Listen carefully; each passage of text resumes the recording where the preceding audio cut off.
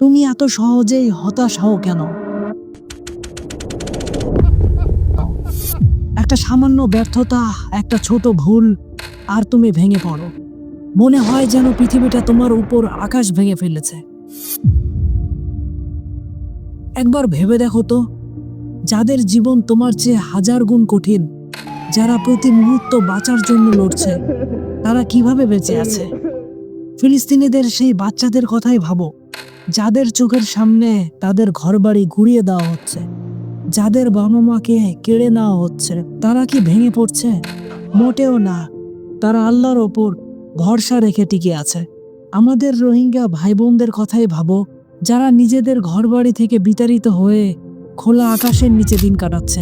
তাদের কষ্টের সীমা নেই, তবুও তারা আল্লাহর কাছে সাহায্য চায়। আর তুমি সামান্য একটা পরীক্ষা খারাপ করেছো, একটা পছন্দের জিনিস পাওনি, আর তুমি হতাশ হয়ে বসে আছো। তোমার কি মনে হয় আল্লাহ তোমাকে এমনি এমনি ছেড়ে দেবেন? তিনি কি তোমার পরীক্ষা নেবেন না? অবশ্যই নেবেন। আর সে পরীক্ষায় বোঝা যাবে তুমি কতটা ধৈর্যশীল, কতটা আল্লাহর ওপর ভরসা রাখো। আল্লাহ কুরআনে বলেছেন, অবশ্যই আমি তোমাদের পরীক্ষা করব ভয়, ক্ষুধা এবং ধন সম্পদ, জীবন ও ফসলের ক্ষতির মাধ্যমে। আর তুমি ধৈর্যশীলদের সুসংবাদ দাও। এই হতাশা শয়তানের পক্ষ থেকে আসে।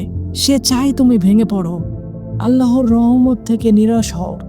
তুমি কি শয়তানের ফাঁদে পা দেবে, নাকি সেই মহান আল্লাহর ওপর ভরসা রাখবে, যিনি সর্বশক্তিমান, যিনি সব জানেন, যিনি তোমার জন্য যা ভালো সেটাই করেন।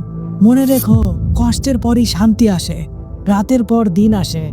হতাশ হয়ে যেও না, আল্লাহর ওপর ভরসা রাখো, চেষ্টা চালিয়ে যাও, আর ধৈর্যের পরিচয় দাও। এই বার্তাটা সেসব দুর্বল মনের মানুষদের কাছে পৌঁছে দাও, যারা সামান্যতেই ভেঙে পড়ে। বলো তাদের, আল্লাহর রহমত অসীম, তার উপর ভরসা রাখলে কোনো কিছুই অসম্ভব নয়।